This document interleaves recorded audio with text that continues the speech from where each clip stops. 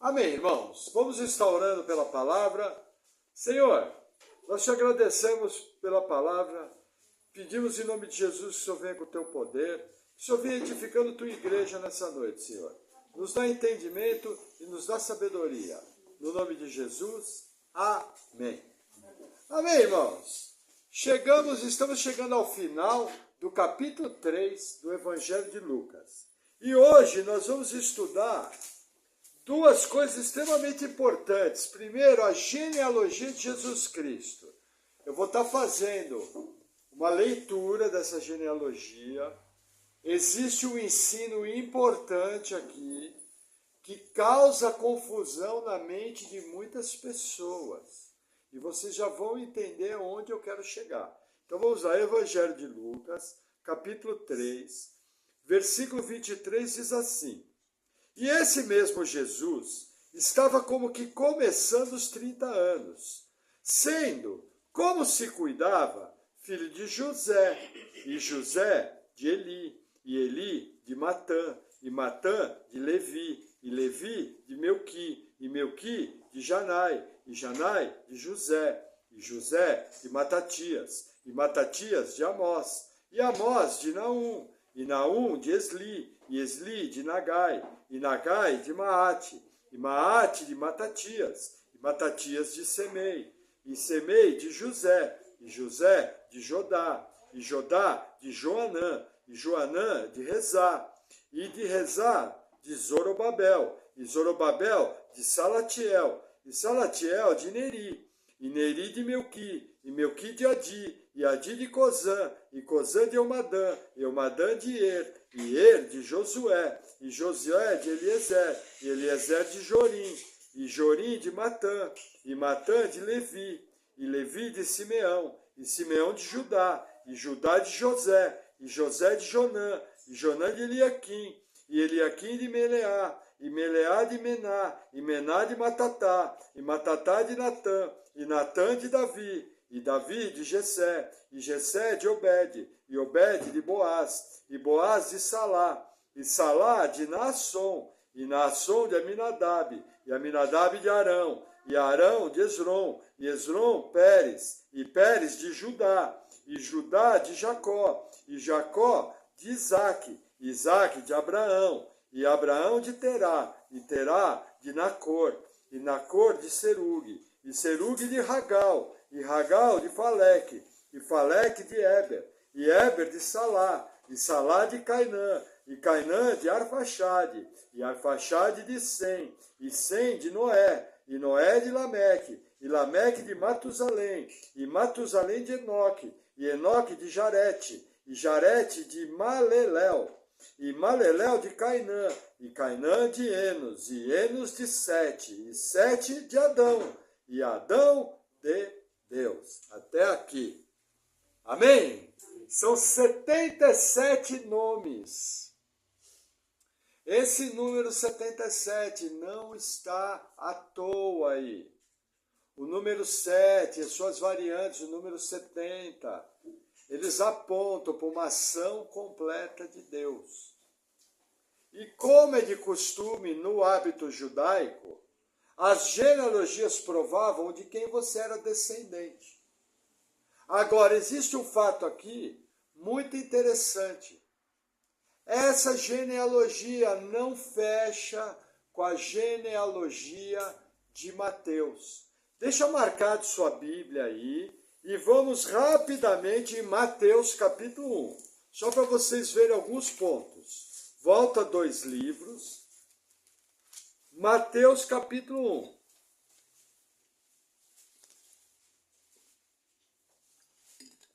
O versículo 1 e 2 diz assim: Livro da geração de Jesus Cristo, filho de Davi, filho de Abraão. Abraão gerou a Isaque. Vamos fazer uma pausa aqui, olha que interessante.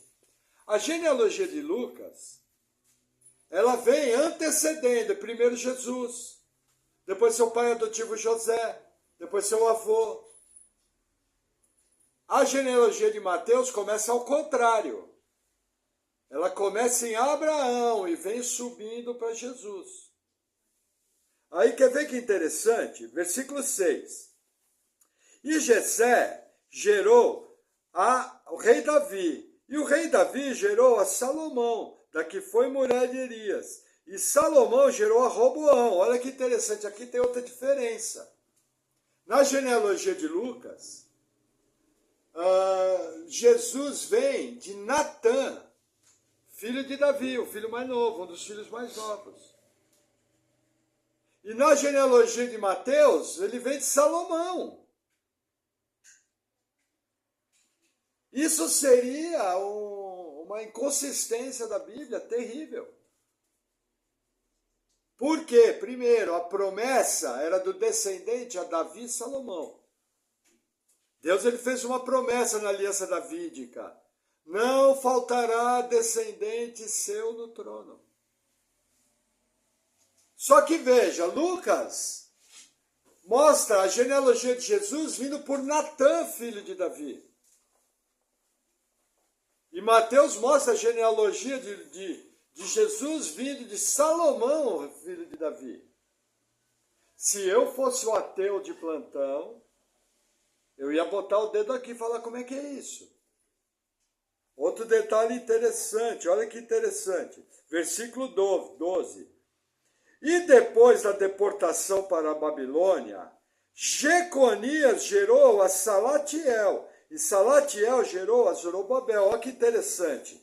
Zorobabel e Salatiel estão na genealogia de Lucas.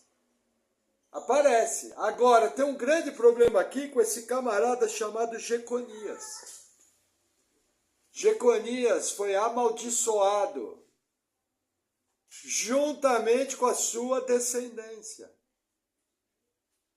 Como que alguém amaldiçoado poderia gerar a descendência do rei? É uma ótima pergunta, excelente. E aí, só para constar mais uma, tem mais diferenças. Olha que interessante. Versículo 15. E Eliúde gerou a Eleazar, e Eleazar gerou a Matã, e Matã gerou a Jacó. E Jacó gerou a José, marido de Maria, da qual nasceu Jesus, que se chama o Cristo. Olha que interessante. O avô de Jesus, na genealogia de Mateus, chama Jacó. E o avô de Jesus, na genealogia de Lucas, chama Eli. E aí você pergunta, peraí, o que está acontecendo? Agora, note um detalhe importante. O versículo 16 mostra que José era marido de Maria. Entendeu? Nunca aparece José como pai biológico de Jesus. José era o pai legal. Vamos voltar em Lucas 3 e eu vou explicar para vocês essa diferença. Veja que interessante. Vou reler o versículo 23. E esse mesmo Jesus estava como que começando os 30 anos. Por que 30 anos? Já expliquei. Todo rabino, todo levita começava sua atividade pública com 30 anos. Aí olha que interessante. Sendo, olha o que está entre parênteses, como se cuidava, filho de José. Então o que acontece? Para quem olhava de fora, o pai de Jesus era José, correto? Ninguém iria discutir que José não era o pai de Jesus. Primeira diferença das genealogias. A genealogia de Mateus é uma genealogia real. É uma genealogia de reis. Ela liga direto a José. José não é o pai biológico de Jesus. José é o pai legal. Legalmente, diante da lei de Moisés. Quem era o pai legal de Jesus era José. O que liga Jesus, a promessa feita a Davi e a promessa feita a Salomão. E a promessa feita a Abraão, a promessa feita a Isaac, a promessa feita a Jacó. Deus está cumprindo a aliança abraâmica e a aliança davídica. E isso fica registrado na genealogia de Mateus, que vem até José. O pai de José é Jacó. E o que explica Jeconias ser amaldiçoado? Jacó não era o pai biológico. O que fazia a maldição passar na tradição judaica, a tradição bíblica, era a paternidade biológica. Entenderam? Agora, a genealogia de Mateus, de Lucas, ela vai até Adão. Lucas, quando escreveu o seu evangelho, ele escreveu o evangelho para nos mostrar Jesus Cristo, o homem. E essa genealogia é a genealogia de Maria, mostrando a humanidade de Jesus até Adão. Por isso que logo o primeiro nome é o versículo 23, vou reler. E esse mesmo Jesus estava com que começando os 30 anos, sendo, como se cuidava, filho de José, e José de Eli. Na de Mateus está aí José de Jacó. Entenderam? Então aqui, os estudiosos, a maioria deles entendem que é a genealogia de Maria. Agora, por que não está o nome Maria aqui? Porque não era hábito judaico trazer genealogias via mãe. Entendeu? A genealogia tinha que vir via pai. Isso explica por que o filho de Davi, de qual vem a genealogia, é Natã. Isso é muito importante. Por quê? Porque aqui você está diante da humanidade de Jesus. Lembra a promessa do Gênesis? Da semente da mulher virá aquele que esmagará a cabeça da serpente. O Messias tinha que ser filho de homem. Tinha que ser descendente da mulher. Por isso que houve a Imaculada Concepção. Por isso que houve o fato de Jesus ter sido gerado por Deus no útero de Maria. Jesus Cristo tinha que entrar humanamente na terra, legalmente na terra. Nós estamos em Lucas 3, 23. Jesus tinha que ser filho de mulher. Então Lucas, juntamente com Mateus, nos mostram os dois aspectos mais importantes. Mateus vai dar a linhagem real, que vem até José. E Lucas vai dar a linhagem humana, que parte de Maria. E vai até Adão. Para vocês terem uma ideia, a genealogia de Mateus, ela tem 14 nomes até Abraão, 14 nomes até Davi, 14 nomes até Jesus. Dá um total de 42 nomes. Alguns são parecidos com a de Lucas, mas a de Lucas dá 77 nomes. A de Mateus para em Abraão. A de Lucas vai até Adão. Mostrando todo o mover de Deus. Desde que Adão e Eva foram expulsos do Gênesis, desde que Abel foi morto por Caim, e a descendência de Caim foi rejeitada, mostra que passou pela linhagem de Noé, mostra que passou pela linhagem de Sem, fecha com a genealogia de Gênesis 11, fecha com as genealogias de Esdras, lógico, mudando alguns nomes, porque genealogias são assim, e nos dá a genealogia que veio de Maria. Olha mais um detalhe interessante. Olha o versículo 24. E Eli de Matã. Olha o 28. E Neri de Melqui. Olha o 32. E Davi de Jessé. Presta atenção, a palavra de está em todos os nomes. Em todos os 77 nomes está a palavra de. Menos um nome. Olha lá o primeiro. começando os 30 anos, sendo como se cuidava filho de José, não fala que Jesus era filho de José. Fala que Jesus, como se cuidava, era filho de José. Entenderam? Isso é muito importante você saber, porque se você for conferir as duas genealogias e não tiver explicação, você vai parafusar. Você vai falar, nossa, tem um erro na Bíblia. Mas não existe erro. Um escritor Mateus da linhagem real e um escritor Lucas da linhagem humana, que veio de Maria. Não houve linhagem humana vinda de José a Jesus. Houve uma linhagem real. Tudo certinho, tudo perfeito, tudo no lugar. Nosso Deus, irmãos, não erra. O erro está conosco. Se existe um texto difícil, eu preciso da igreja, eu preciso dos mestres, eu preciso dos estudiosos. Por exemplo, eu estava vendo o pastor Luiz Saião falando hoje numa tirinha. Você conhece mecânica? Você sabe onde é o motor, onde é o pneu, onde é o volante. Mas quem conhece de mecânica é o seu mecânico. Você conhece medicina? Você sabe que você tem um coração, você tem um pulmão, você tem um pé, você tem uma mão. Mas quem entende de medicina é o seu médico. Agora, as pessoas, elas querem entender a Bíblia como um mestre bíblico. E não estão preparadas para isso. E aí a confusão vem.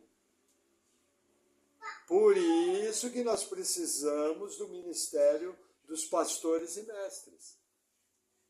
Para nos ensinar com segurança a doutrina bíblica. E que para você não caia no erro. Vou te falar uma coisa assustadora. Pelo menos 95% da igreja brasileira não sabe essa diferença que você acabou de aprender hoje. Não sabe explicar por que as genealogias de Mateus e Lucas são diferentes. Isso é extremamente sério. Isso é extremamente complicado. E não pode acontecer dessa forma. Nós somos desafiados pela palavra a conhecermos a Escritura, a estarmos prontos a responder. E assim, não se assuste, isso aqui é um assunto básico. A partir de hoje, quando te perguntarem, você vai falar, é simples, irmão. A genealogia de Mateus é a genealogia real, vai até José. E a genealogia de Lucas é a genealogia humana, vai até Maria. O nome dela só não aparece porque não podia no meio judaico. Simples assim. Fechou. O resto você não precisa saber. Você pode voltar na palavra e estudar. Mas é importante você saber o básico. Amém? Vamos seguir. Capítulo 4. E Jesus, cheio do Espírito Santo, voltou do Jordão e foi levado pelo Espírito ao deserto. Irmãos, veja que interessante. Jesus era Deus, o Espírito Santo era Deus. Porém, a Bíblia nos informa que tudo que Jesus Cristo fez foi através do poder do Espírito Santo. Deus age na terra através do poder do Espírito Santo. É a maneira legal. Lembra do batismo de Jesus? Quem veio quarta-feira aprendeu isso. O batismo de Jesus nos mostra uma doutrina básica da fé cristã, a Trindade.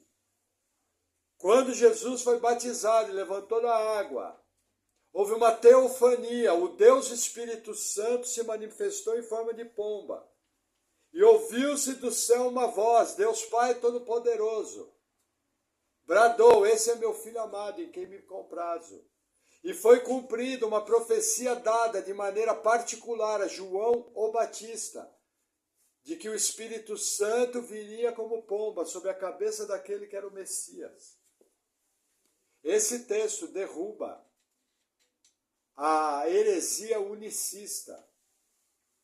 Os unicistas ensinam que Deus saiu do seu trono e encarnou como Jesus. Aí a pergunta é, então ele teve que sair de Jesus e virar uma pomba. E teve que sair de Jesus e voltar para o trono, para bradar do céu, percebe? Não encaixa. Entenderam? Ouve, ó Israel, só existe um único Deus, que subsiste em 3 pessoas, Pai, Filho e Espírito Santo. Esse é um mistério da fé. Nós podemos até explicar com essas palavras, mas nós não conseguimos explicar como funciona. O nosso Deus é um, mas subsiste na forma de 3 pessoas, Pai, Filho e Espírito Santo. Agora, Jesus aqui está nos ensinando sobre o seu mover, que olha que interessante. Jesus era 100% Deus e 100% homem, mas tudo que ele fez aqui, fez no poder do Espírito Santo. Olha que interessante. Ele foi levado para o deserto pelo Espírito Santo. Irmãos, isso aqui, entre outras coisas, nos aponta do que Deus fez com Israel no deserto. Mas eu tenho que lembrar também que deserto é local de provação. Israel foi provado no deserto 40 anos. Elias foi levado ao deserto. Várias são as vezes que as pessoas são levadas ao deserto. Existe até uma gíria no meio cristão, quando o cristão está passando por lutas. Ele usa a seguinte gíria: irmão, estou no deserto, estou na prova. Por causa dessa figura. Agora, por que o Espírito do Senhor levaria Jesus ao deserto? Os próximos versículos vão nos explicar. Versículo 2. E 40 dias foi tentado pelo diabo, e naqueles dias não comeu coisa alguma. E terminados eles, finalmente teve fome. Primeira informação interessante. Em outros textos da Bíblia, quando a pessoa não bebeu, a Bíblia nos mostra, não bebeu líquido, não bebeu água. Parece que Jesus aqui apenas não comeu, apenas 40 dias. Sabe o que é 40 dias sem botar alimento na boca? Não apenas isso, foi diretamente tentado pelo diabo. Jesus está numa prova, Jesus está num teste. É o que está em jogo aqui. Amém? Vamos seguir. Versículo 3. E disse-lhe o diabo: se tu és o Filho de Deus, dize a esta pedra que se transforme em pão. Olha que interessante, aqui começa o que eu chamo de manual de batalha espiritual, um dos manuais. Existem outros, Efésios 6, existem outros manuais, mas aqui, em especial, o que aconteceu com Jesus. Olha que interessante, o diabo, nesse momento aqui, está fazendo um desafio a Jesus. Entenda essa questão. Você não pode interpretar aqui que o diabo questionava se Jesus era o Filho de Deus. Aqui não é uma pergunta se és o Filho de Deus. Aqui é uma afirmação. O diabo está falando, sendo você o Filho de Deus, como você está com fome, transforma essas pedras em pão. Primeira coisa que eu aprendo aqui, na maioria das vezes que nós estamos em batalha espiritual, sendo tentados pelo diabo, o diabo vai tocar nas nossas necessidades básicas. Essa é uma das principais formas que o diabo tem de atacar o ser humano. Depois eu vou desenvolver melhor esse tópico. Mas tenta lembrar, as fases mais difíceis da sua vida foi quando você teve as suas necessidades básicas tocadas. Por quê? Porque nós somos frágeis, nós somos carne, nós ficamos ansiosos, nós ficamos temerários. Quando surge uma doença, você fica preocupado. Se a doença é séria, você fica com medo de morrer. Pastor, é pecado ter medo de morrer? Não, eu morro de medo de morrer, não quero morrer. Deus que me livre, mas eu sei que um dia eu vou morrer. Que seja dormindo e bem velhinho. Todo mundo quer morrer dormindo. Ninguém quer morrer entubado, tomando morfina até pelos olhos. Correto, irmãos. Não vamos ser místicos, não vamos ser bobo. Vamos ser realistas. A morte nos assusta. Ninguém acorda pensando na morte. Então o diabo vem e toca nossas necessidades básicas. Quando você não tem dinheiro para pagar uma conta. Quando você está passando uma necessidade, um filho. Às vezes você precisa de alguma coisa e não tem dinheiro. É nesse momento que você é provado. Ninguém é provado comendo churrasco, e viajando, e andando em carro bom, e fazendo festa, e tendo plena saúde. Então, irmãos, o que você aprende aqui com Jesus? Começou a tocar nas suas necessidades básicas. Liga a antena. Pastor, como é que eu faço? Aprenda com Jesus, versículo 4. E Jesus lhe respondeu, dizendo, está escrito, nem só de pão viverá o homem, mas de toda a palavra de Deus. Olha que interessante. Jesus responde usando Deuteronômio 8. Primeira coisa que eu tenho que lembrar aqui, o Novo Testamento não estava escrito. Só havia de Gênesis a Malaquias. Então a palavra que Jesus usou era a palavra que estava escrita de Gênesis a Malaquias, mostrando o que 2 Timóteo 3 nos ensina, do 16 ao 17, que toda a Escritura é inspirada e apta para a edificação da igreja. Eu não preciso exclusivamente usar o Novo Testamento. O Antigo Testamento tem ferramentas suficientes para a minha edificação da fé. E para ser usado como batalha espiritual. Qual é o problema da igreja brasileira? Infantil. Em vez de, nos momentos de batalha espiritual, ela buscar a palavra de Deus e agir baseado na palavra, a igreja brasileira quer fazer uma simpatia evangélica, uma garrafada gospel, uma rezinha protestante. E aí ele acha que vai frequentar um culto, vai frequentar uma campanha, vai frequentar um negócio e vai se resolver. Só que batalha espiritual não se resolve na base do misticismo. Batalha espiritual se resolve na base da resposta. E essa resposta só pode ser uma só. Palavra de Deus.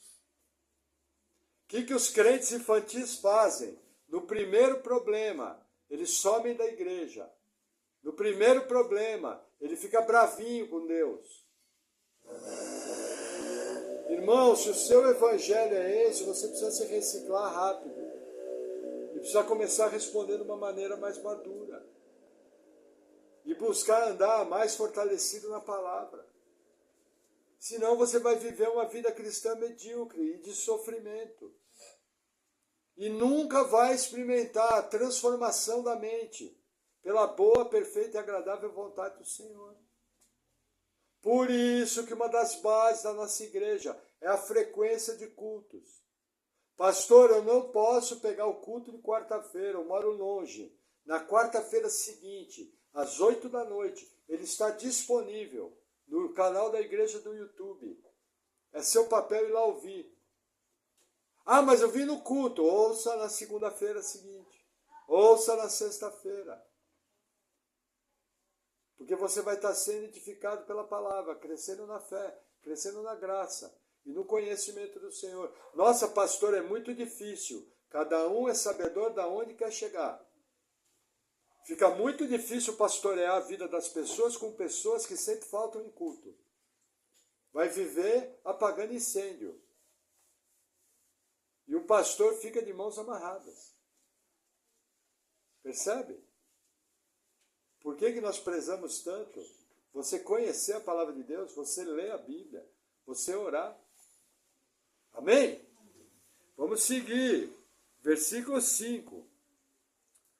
E o diabo, levando-o a um alto monte, mostrou-lhe num momento de tempo todos os reinos do mundo. E disse-lhe o diabo: dar-te-ei a ti todo esse poder e a sua glória, porque a mim me foi entregue, e dou a quem quero. Portanto, se tu me adorares, tudo será teu. Aqui é interessante o seguinte, veja. Existe uma lembrança de João 12 e também de Apocalipse 13, está até na referência das nossas Bíblias. O que acontece, irmãos? O mundo e o universo é propriedade de Deus. Mas o mundo jaz no maligno. O sistema, o cosmos, que é o sistema humano, ele é do diabo. O que o diabo está oferecendo aqui? A glória humana. O que o diabo está fazendo aqui? Pedindo adoração. É assim desde o jardim do Éden. Quando Eva deu crédito às palavras do diabo, ela passou a ter um compromisso com ele. Quando Adão comeu, ele ratificou esse compromisso e o diabo teve legalidade na terra. E a morte entrou. Ah, ele entrou via engano, não importa, ele entrou. Se você pecar enganado, você vai ter as consequências do seu pecado. Pode até ser atenuado, porque a misericórdia triunfa sobre o juízo, mas isso é outro departamento. Entenderam? Então, assim, o diabo está fazendo uma tentação. A coisa interessante é que, na narrativa de Mateus, Mateus inverte o segundo com o terceiro. Nós não sabemos por quê. Tudo bem que a ordem dos fatores não altera o produto. Mas o que eu tenho que entender aqui é o seguinte: é uma tentação real. Irmãos, cuidado, o homem é provado pelos louvores que recebe. Eu tenho um grupo que eu faço as divulgações das pregações da nossa igreja.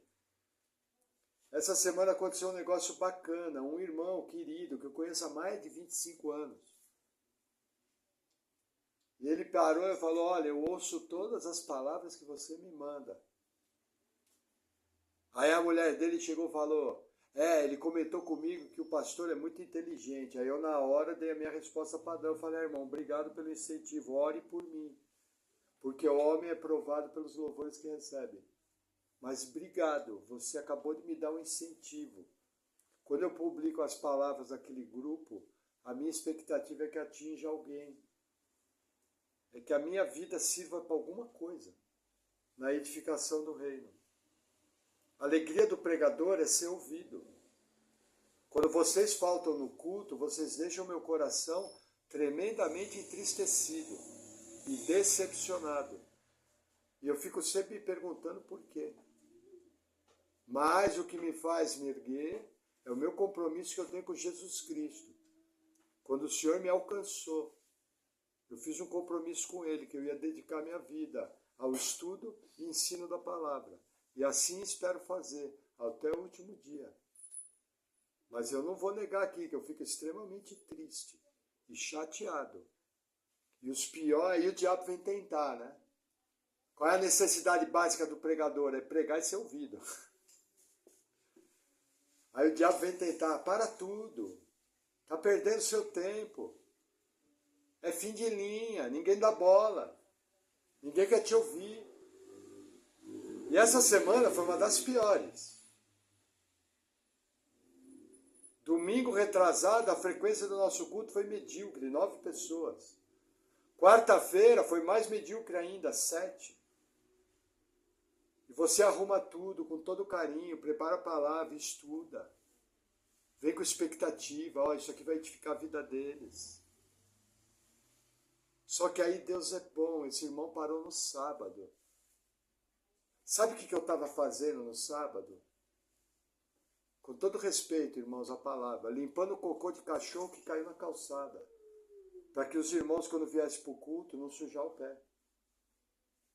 Apesar que não tinham muitos pés para serem sujos. Aí Deus me faz o irmão parar do nada. E me dá aquele incentivo. Então estou mostrando para vocês o que? A tentação é para todo mundo. Da mesma maneira que Jesus foi tentado, o pastor é tentado e vocês são tentados. De que maneira que provavelmente os irmãos estão sendo tentados? De perder culto. Eu estou cansado. Não dá para ir. Não dá para ouvir na internet. A internet é muito chata. Entenderam? Vigia. É por bem da sua vida. Não faça por mim. Faça por Jesus, que foi moído pela sua transgressão. Amém? Deixa eu tomar um gole de água. Vamos ver a resposta de Jesus. Versículo 8. E Jesus respondendo, disse-lhe: vai-te para trás de mim, Satanás, porque está escrito: adorarás o Senhor teu Deus, e só a Ele servirás. Jesus responde o quê? Deuteronômio 6,13. Novamente na palavra. Irmãos, toda a nossa adoração tem que ser a Deus. Irmãos, se existe alguma coisa que está tomando lugar do seu culto a Deus, da sua adoração a Deus, na sua vida, isso é um ídolo. A Bíblia que eu leio diz que Deus vai remover os ídolos do nosso coração. Então, cuidado. Você está entrando em terreno perigoso. Você foi salvo não para viver a sua vida, você foi salvo para glorificar a Deus e servi-lo através das boas obras. Cuidado. Lembra de 1 Coríntios 11. Amém? Vamos avançar mais um pouquinho, versículo 9. Levou-o também a Jerusalém e pô-lo sobre o pináculo do templo e disse-lhe: se tu és o Filho de Deus, lança-te daqui abaixo, porque está escrito: mandará os teus anjos acerca de ti que te guardem. Olha que interessante. Havia uma tradição judaica que o Messias, mesmo que fosse lançado do alto do templo, não morreria. O que o diabo está oferecendo aqui? Um atalho, um corte de caminho, para que Jesus fosse reconhecido como Messias. Como o diabo mostrou os reinos do mundo, como o diabo levou Jesus a Jerusalém, nós não sabemos. A Bíblia não narra, mas nós sabemos que esse fato aconteceu. Jesus está sendo tentado agora, olha como o diabo é sujo. Jesus respondeu a primeira na Bíblia, respondeu a segunda na Bíblia. O que o diabo faz? Usa Salmo 91, sabe aquele salmo que na maioria da casa dos brasileiros que tem Bíblia, está aberto com uma página amarelada, que é simpatia de pessoa que se diz cristã? É o Salmo 91. E o Salmo 91 fala que Deus dará ordem a seus anjos a teu respeito. O diabo mentiu? Não, mas ele cortou uma parte do Salmo, a mais importante.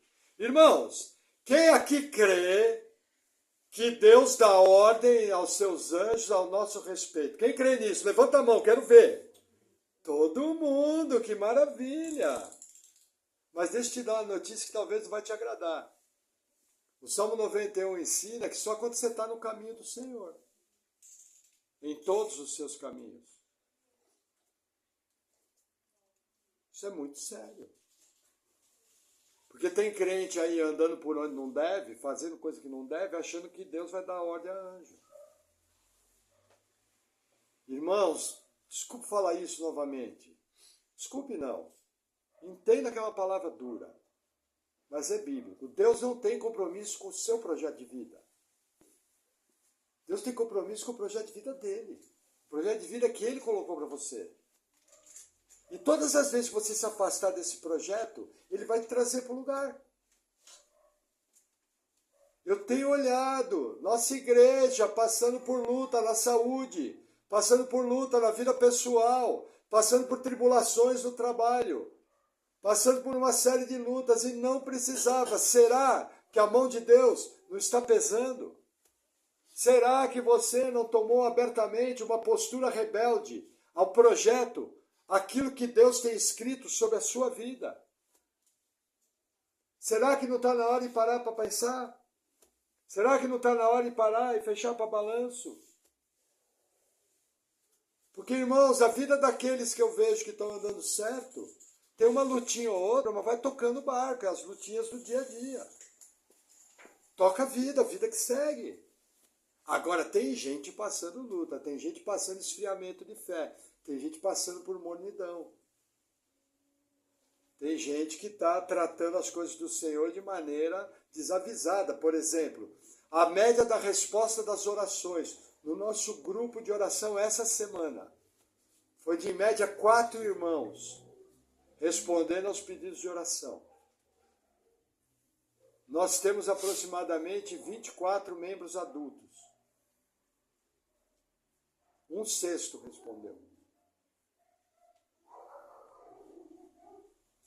Isso é muito sério. Mais sério do que você pensa. E se você não consegue enxergar isso, é bom você fazer que nem a igreja de Laodiceia. Comprar colírio para que vejas. Porque você está passando por uma crise de cegueira espiritual. Ah, pastor, o pastor está falando muito pesado. Mas é a palavra que tem para essa noite. Meu compromisso é levar você no caminho. E existem coisas que são difíceis de ouvir, mas tem que ser ouvidas. Ah, pastor, não gostei. Veja, não é nossa vontade. Mas essa igreja funciona baseada na palavra de Deus. E se não está bom, comunica, faz uma carta de desligamento e vai procurar uma igreja que te atenda melhor. Entendeu? Porque já é chegada a hora de parar de brincar com Deus. É chegada a hora de começar a andar de maneira mais séria. Agora, qual que é a minha vontade? Minha vontade é ter todo mundo aqui debaixo do braço. Minha vontade é que você ouça e fala, bota a mão na cabeça e fala, nossa Deus, eu não dou conta. Estou agindo errado. Me ajuda. Não é melhor assim?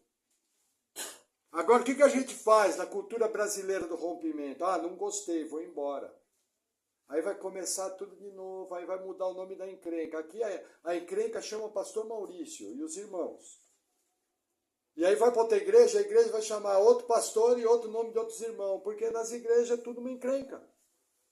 São todos pecador.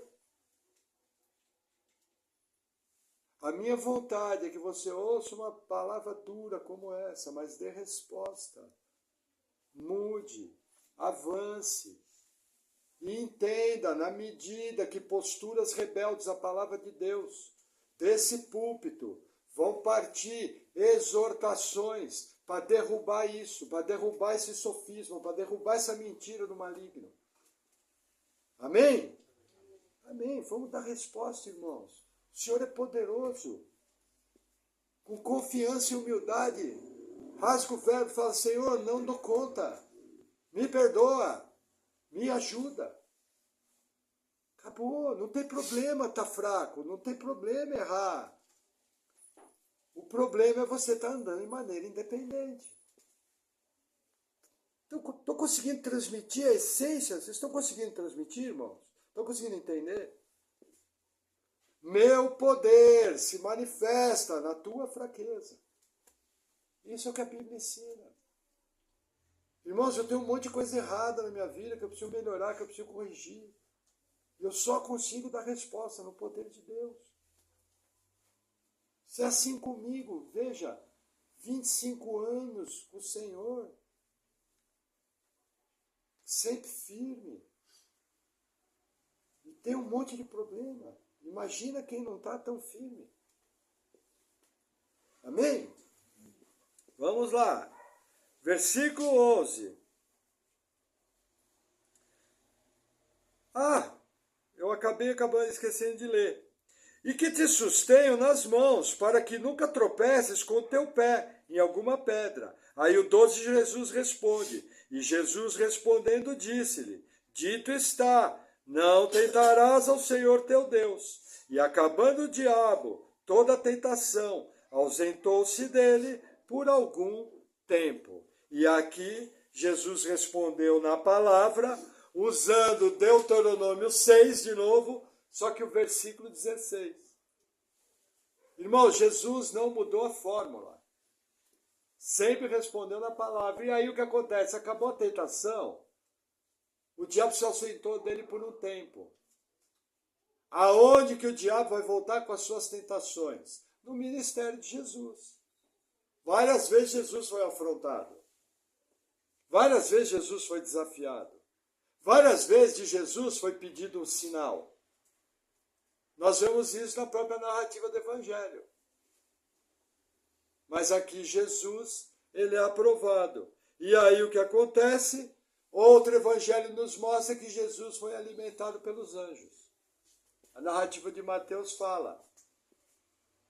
Lucas já vai partir direto para o ministério de Jesus na Galiléia, que nós vamos ver no próximo estudo, quarta-feira, na próxima palavra. O que eu aprendo aqui? Pequeno manual de batalha espiritual. Irmãos, o diabo sempre vai tentar despertar um instinto básico nosso. Primeiro, instinto de sobrevivência. Vai mexer no seu recurso financeiro, na sua saúde, na sua alimentação. Irmãos, você quer controlar um povo, você controla a fome, a alimentação dele. Você controlou o povo. Entendeu? Segunda área que o diabo age, o instinto sexual. A relação sexual entre homem e mulher, guardados pelo casamento santo, é um presente dado por Deus para ser usufruído em santidade, em amor. Inclusive tem um livro da Bíblia escrito só sobre a relação entre homem e mulher, que é o livro de Cantares de Salomão. Entendeu? Agora o que o diabo faz, ele perverte isso, transformando em pornografia, em adultério, em lascívia, em fornicação. Entendeu? E também, um outro instinto que o diabo usa, o instinto de autopreservação. Nós temos em nós o instinto de autodefesa. A autodefesa provém da Bíblia. O que o diabo faz? Ele transforma aquilo, de maneira pecaminosa, em violência, guerras, agressões, destruições. Sempre assim, então cuidado. Quando você vê um instinto seu sendo despertado, liga a antena. Veja, a Bíblia nos ensina em Tiago, irmão de Jesus, que Deus a ninguém tenta. Então se aquilo está aparecendo, não foi Deus, é obra maligna, não precisa ser muito maduro. Entendeu? E todas as vezes que isso acontecer, aprenda com Jesus, responda na palavra. Está passando por luta, aumente o seu compromisso. Está passando por dificuldade, ore e jejua. Leia a Bíblia. Pratique disciplinas espirituais. O diabo não tem medo de palavra de efeito. Sabe, esses lugares que ficam, agora vamos lá, agora vamos destruir, agora o diabo vai cair. Nossa, o diabo morre de rir. Agora o diabo, ele vai temer pessoas posicionadas na palavra, em santidade, sem dar brecha, que sabem exatamente o que querem no Senhor e que procuram de todo o coração obedecer a sua palavra. Esses, o diabo sabe que o trabalho é bem mais difícil. Então, se você também está se sentindo frio na fé, entenda, você está debaixo de opressão. Um crente não pode ficar endemoniado. Mas um crente pode ficar assim, muito oprimido pelo diabo. Pode até ser jogado numa depressão. Entendeu? Existem depressões que são de raiz física e existem depressões que são de raiz espiritual. Então, assim, cuidado, você pode estar oprimido pelo diabo. Como responder? Fazendo o que a Bíblia manda fazer, de maneira simples. Congregar, orar, jejuar e ler a Bíblia. Aí é lógico, né, irmãos? Pedir ajuda do pastor, né? Para que você tem pastor? Manda uma mensagem, se precisar, marcamos um horário, marcamos um café. Vamos ser orientados e vamos responder de maneira bíblica.